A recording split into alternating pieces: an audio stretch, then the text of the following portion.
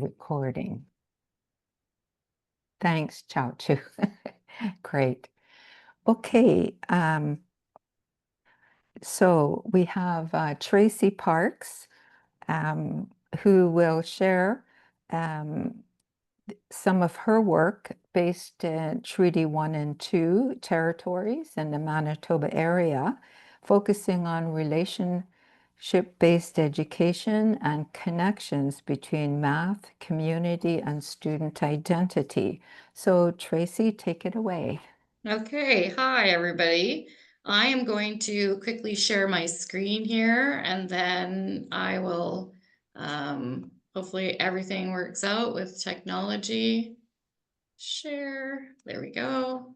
And hopefully you can see what I see. And I will just start my slideshow here really quick from the beginning.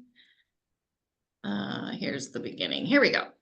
So I am Tracy Parks, and I live and work on Treaty 1 and 2 lands, the traditional homeland of the Anishinaabe, Innu, Oji, Cree, Dakota, Lakota, and Dene people, and the homeland of the Métis Nation. I am Métis. These are my two grandchildren, and you can see them enjoying the garden, which is someplace they love to be. Where I work is a rural school division in the Interlake, and I've been here for over 15 years. And for the past 7 years, I've been a numeracy coach. So essentially, I go into all of the classrooms. I don't have my own classroom, but I go into all of our schools and mostly with regards to numeracy. This year, however, I started to put a different lens on it and started to look at how I could put Indigenous and mathematical concepts together, Indigenous concepts and also mathematical concepts, and how I could put that together. So this, I was actually inspired by this project that I did with my 3 grown children. So we did this on the weekend. It was a weaving class that we all got together, did it online. And you'll see the looms there on the top page, or on the top of the page. And then underneath it, you'll see it's a pattern to make an arrowhead sash pattern, which is a very traditional Métis sash. And so it essentially is a movement over and under, depending on the code, to create this pattern. There's 62 threads in there, and eventually we'll make a 6-inch Métis sash once we finish. It's a lot of work. So, but it was really cool. And I initially like thought about the grade 1 curriculum instantly with this movement pattern. And so then I started to plan and figure out how I was going to sort of bring that to the class. So how I started, and I love to start with a story. I found this little storybook, Métis Like Me. So the author is Tasha Hilderman, and I actually reached out to her for, like, in the spirit of respect and reciprocity. I asked her permission if I could use it in my classroom and potentially even use it in some of my projects that I was going to be doing. And she was very happy to do that. And so then I was kind of off with her book. And what I did was I read the story, and I made connections. There's so much in this book that reminded me of my history and me as a young person. So it just was like this wonderful little springboard to start conversation in the classroom. And we saw lots of connections to the people in our community, because I have a lot of Métis people here. We saw a lot of similarities, but we also did see a lot of differences too. And so those were really rich conversations to start, especially that I'm not their classroom teacher. I have to kind of get a relationship and get it pretty quick in order for them to buy in, right? So yeah, so that's how I started. And then I told them at the end that we would be making on your other side a mini Métis sash is how I framed it. And so essentially that's one version of what that could look like.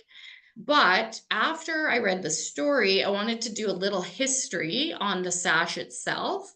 And so if we start on the top left, my left-hand corner with the green and the gold, white, and the red one, I talked about the history, the uses, the significance, the patterns, the symbols that are like it's symbolic aspects, and sort of how that went through. So that green, gold, white, and red one is called the prairie Métis sash, and it's essentially the green is the green summers that we have here, which is happening right now. And then the gold is the wheat and the grains that are grown here in our province. And the white is the snow, and the red is the Red River that runs through it and sort of the beginning of it. And then when we move around here, you can see the blue and the white, which is essentially our Métis flag. So it's connected to that. And then as modern day sashes come to be, the next one underneath it is my granddaughter's, it's her sash. She loves the rainbow. It's all about inclusion, that sash. And then the last one there on the bottom is mine, and it's an original. So we move from very traditional and the uses of it to sort of the modern day aspects of this specific artifact, right?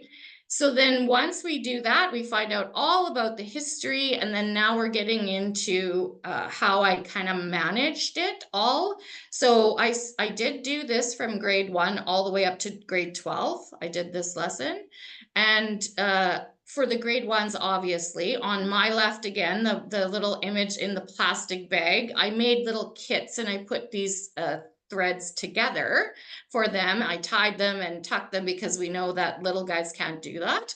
So I created those. I made different colors for them. And then as the age level increased, they had more responsibility. So they could pick their own colors and then cut them, measure them, tape them, everything.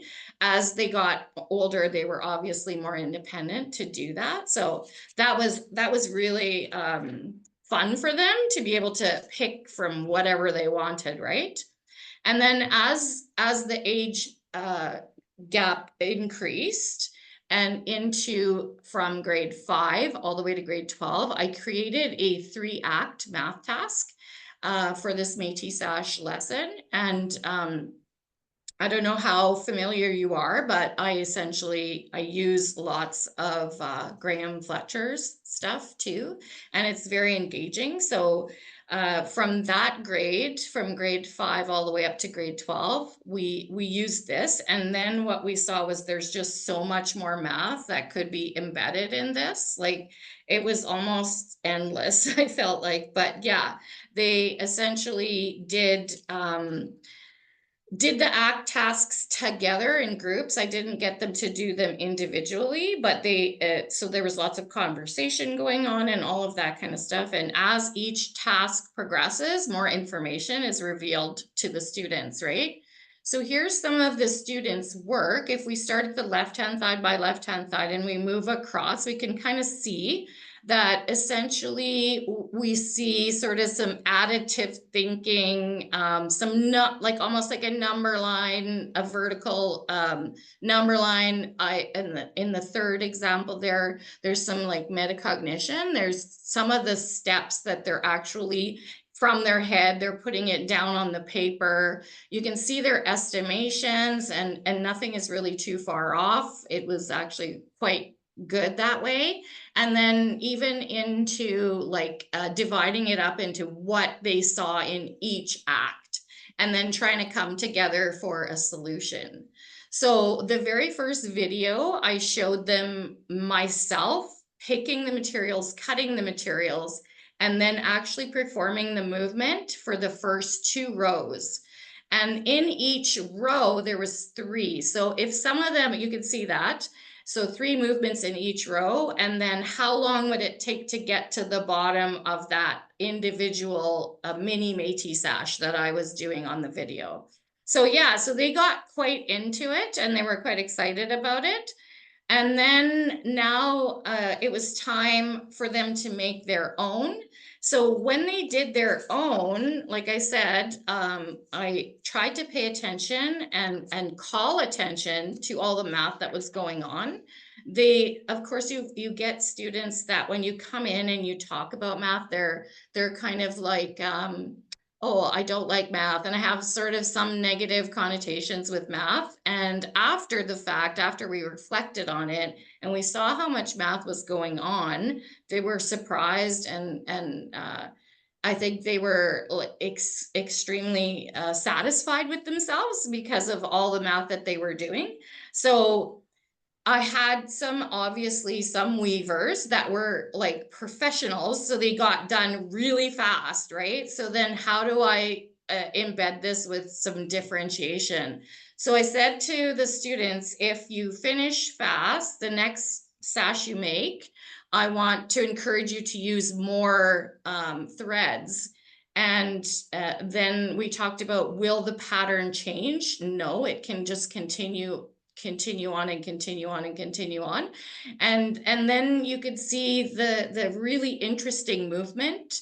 Even the one on the far right, my far right, the pink and the white one, that was very complicated, because that was even more complicated than the one in the center, just because there was only two colors, so they had to make sure everything was very organized and really I found anyway, like they were really challenging themselves with that, especially.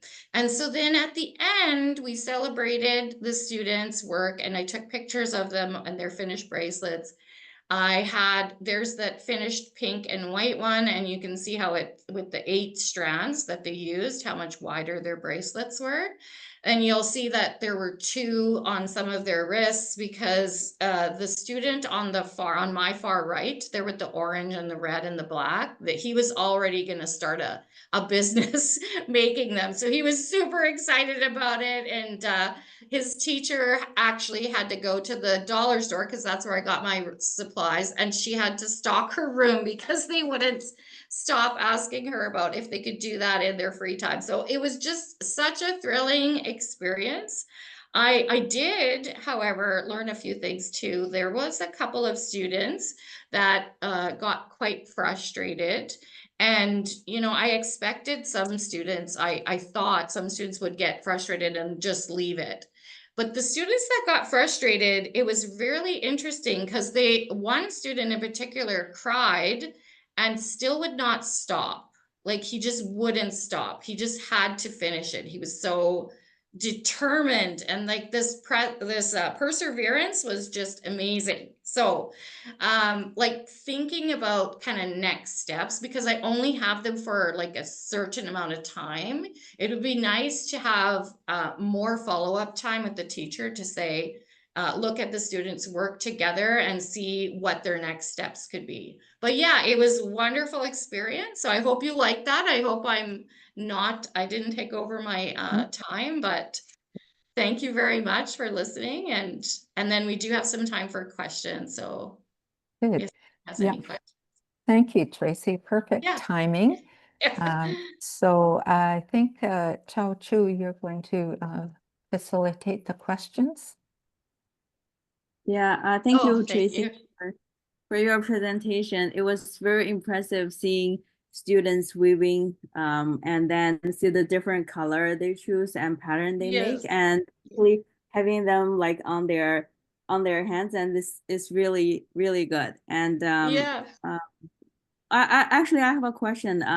Okay. Like, are there any like unexpected or something when you were planning for the class, are there anything unexpected or highlight that you didn't anticipate it in terms of their interactions with the patterns they recognize, the they recognize doing while they're doing the activity? Yeah, so for the little guys, what I found I did right away, which was really good, and I didn't think I needed to do it for the grade 4s and up, but I still needed to do it for the grade 4s. For the grade 1s to 3s, I actually brought students up to the front and of the class, and I got them to use their bodies to make a pattern in front of everybody so that they understood that what they were going to be doing was really more about the movement rather than the colors. So they needed to focus on the movement. So that was a really good thing. I wish I had done that for the grade 4s and the 5s as well, because some of them in that still struggled with remembering that. And then I chanted it. So we made a little bit of a song, especially. So I went over, under, over, tuck, tuck, tuck for tension. And they were all singing, singing this little song too. So that was a like just kind of by happenstance that I did the song, because I think it was a grade 1 student that kind of did that naturally. And then I thought, oh, that's a great thing to do, if that answers your question. Yeah. Well, thank you for sharing that, because Yeah. and I thank you for bringing up the embodiment of learning, because the reason I asked this question is I was thinking about, oh, if I was given a task like this, how do I, because I recognize the patterns, and how do I put that into really waving that out? So yeah, so thank you for explaining with the melody and with the Yeah. rhythm student can pick up. Otherwise, it's very hard to do. So yeah, thank you for sharing that. And I Yeah. see a question in the chat box. Christina asking, you mentioned using the story. Métis, like me, you mentioned you did this with students up to Yeah. grade 12 as well. How did you start the Métis waving and math with the older students in high school? Yeah, so the older students, I didn't use the storybook. I used like elements of the story to facilitate the conversation. But then we went straight into the 3-act math task, which was more challenging. And I actually, in one grade 9 class, I wish I had put an example of them, but we created table of values from it, and actually an equation as well. So they figured out an equation. And I asked them to create a table of values. Essentially, you could have graphed it as a linear equation as well, but like I say, with time constraints. But yeah, it worked really good, and they understood it. It was interesting though that it was harder for them to do it that way, rather than just giving them the question with the table of values and then them solving it. This was like embedded in a concept, right? And they had to figure out the table of values and then also figure out the equation. So it was more challenging for them for sure. Great.